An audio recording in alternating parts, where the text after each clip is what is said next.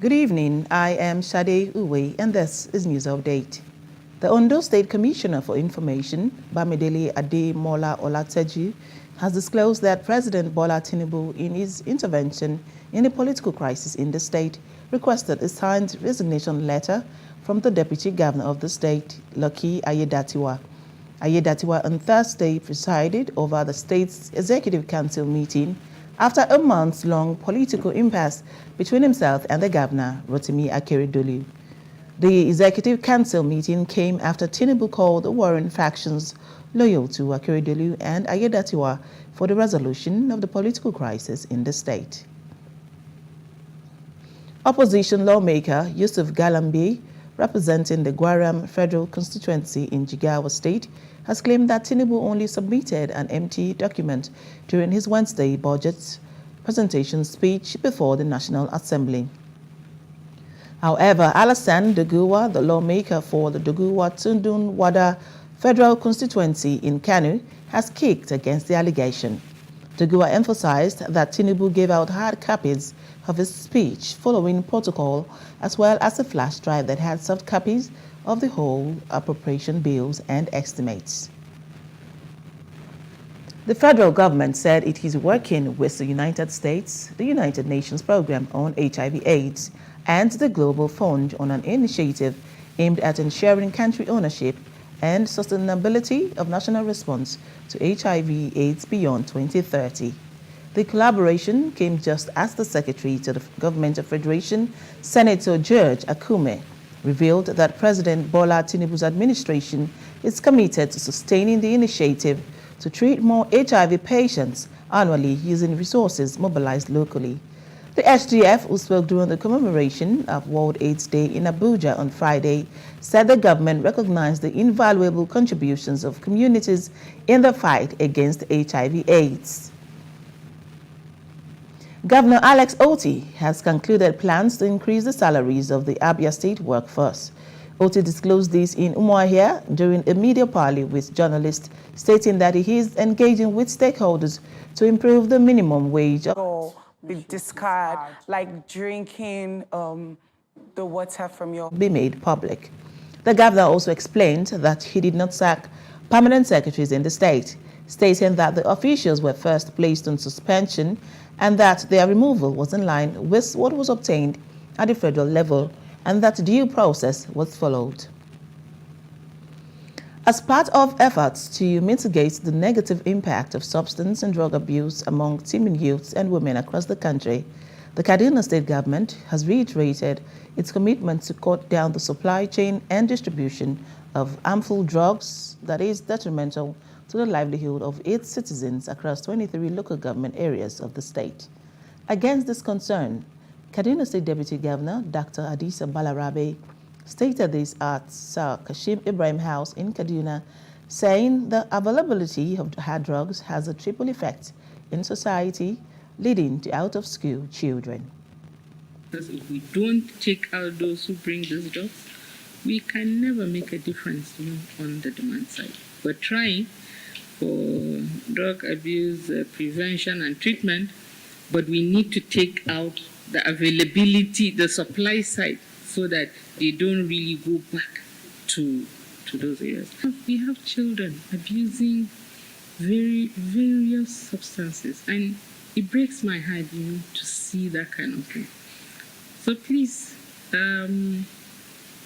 we can't do it all alone. Work with NDLEA, work with Kabusa, work with just any relevant MBA or individual that has that passion, for fighting against drug abuse and Also, the national president of the Medical Women Association of Nigeria, Dr. Zainab Kwari, says the effects of drugs and substance abuse could be detrimental to a person's mental state health, noting that it is one of the major key areas that must be focused, which is affecting family, children, and women, stressing the need for collaboration to tackle the menace in society.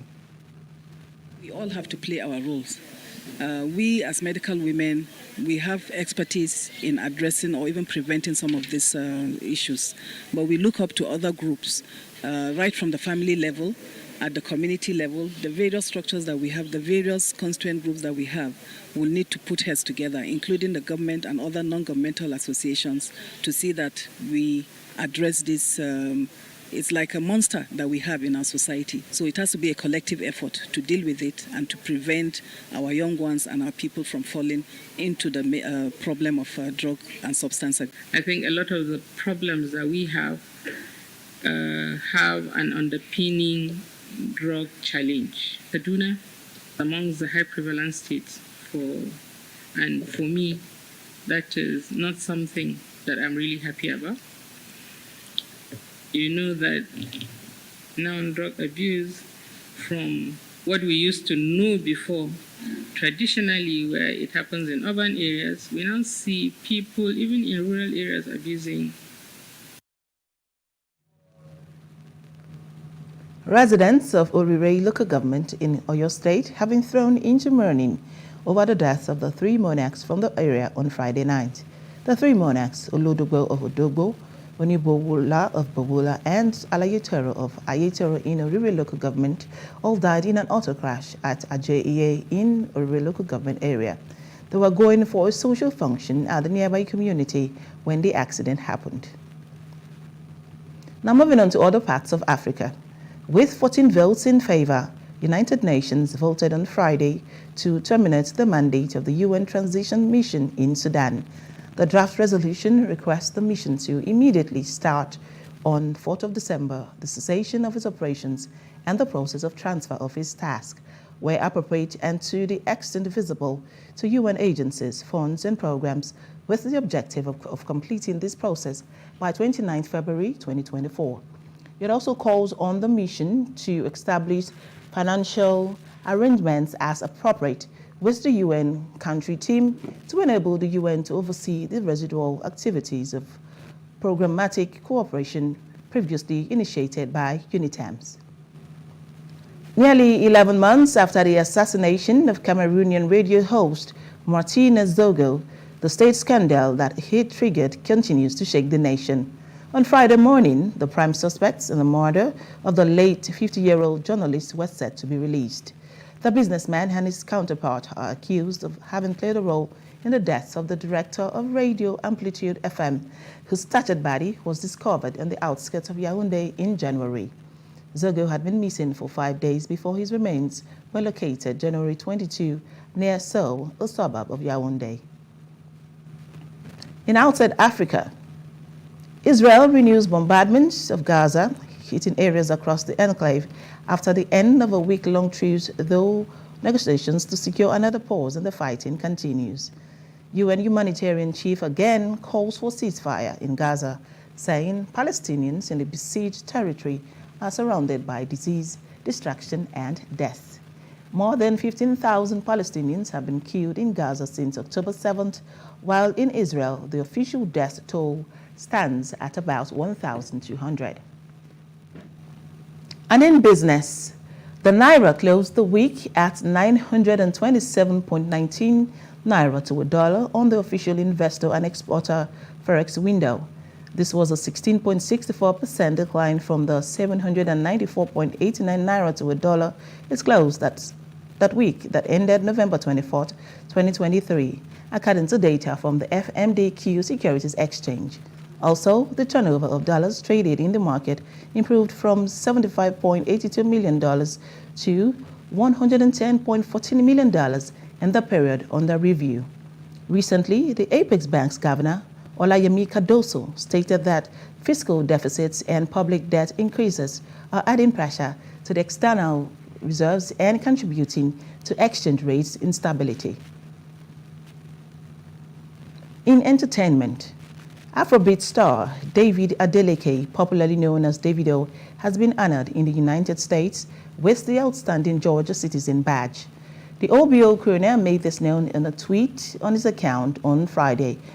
He wrote, "This morning I attended the U.S. State of Georgia General Assembly meeting with the Georgia House of Representatives and Georgia State Senate to be recognized as an outstanding Georgia citizen." And that's the news update. For more stories, please follow us on Facebook, X, and Instagram. And do subscribe to our YouTube channel at Plus TV Africa and Plus TV Africa Lifestyle. You can also view us from Limex on limex.tv and Glow TV apps anywhere in the world. I am Sade Uwe. Many thanks for watching.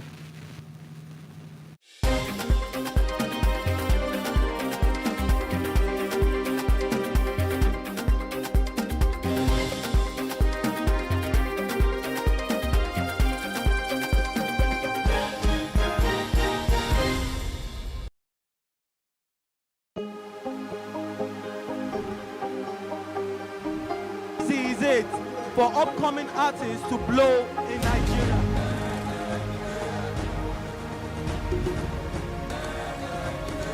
Welcome to Plus Trending. I am Buki November, your host, saying thank you for joining us on today's episode. Welcome back. It's tea time on Plus TV Africa. Practice makes perfect. I'm not perfect yet, but I'm a lot better than I used to be. He's a king. He's entitled to marry 100 if he wants to.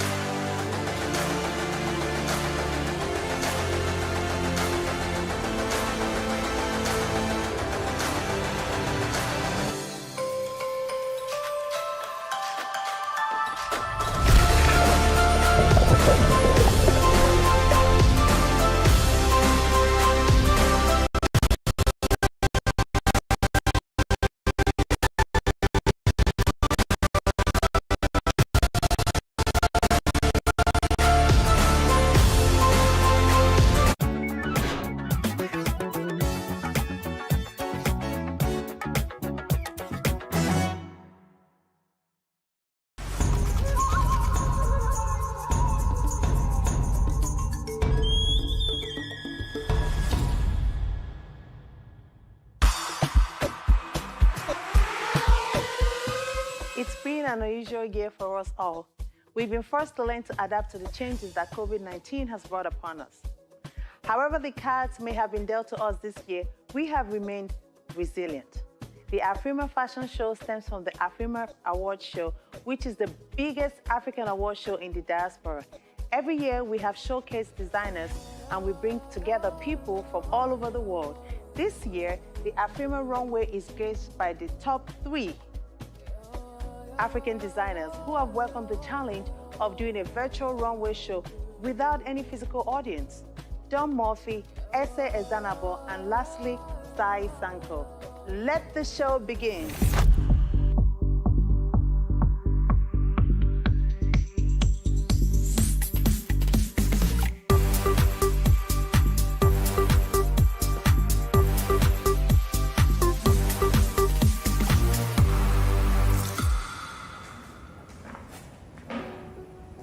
Hi guys, my name is Sai Sankar and I am a luxury resort wear designer and I make the most amazing and fabulous kaftans and everything that you desire for traveling.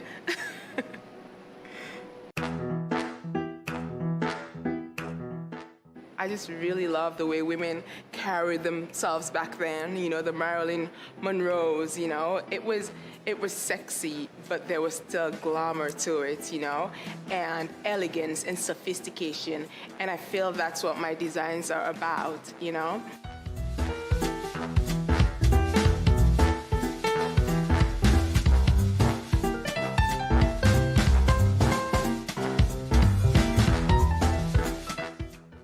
I've also been inspired just by my continent, the continent of Africa.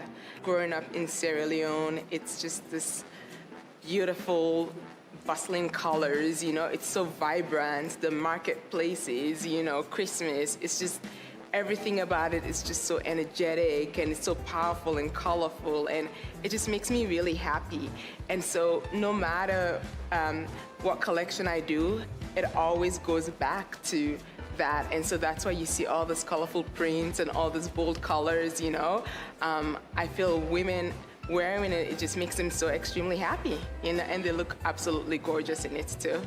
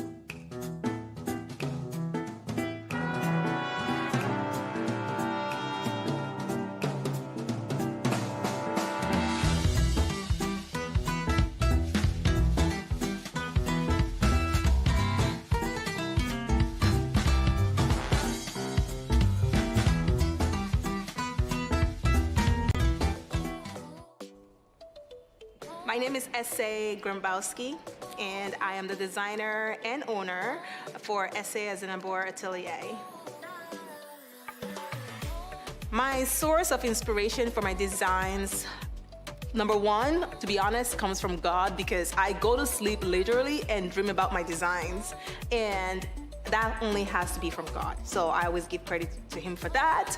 And of course, my culture is very influenced in my design. I've been designing since I was 8 years old. Even before that, my mom would tell me wild stories of me taking her fabrics and cutting them into pieces and making a dress or a skirt or pants out of her expensive African materials that she had in our home back in Nigeria when I was growing up. And I draw a lot of inspirations from where I've been, and I just try to tie them into modern design mixed with vintage designs, mixed with traditional looks, and just tie it all together in a bowl to create a true S.A. Azinabor couture piece.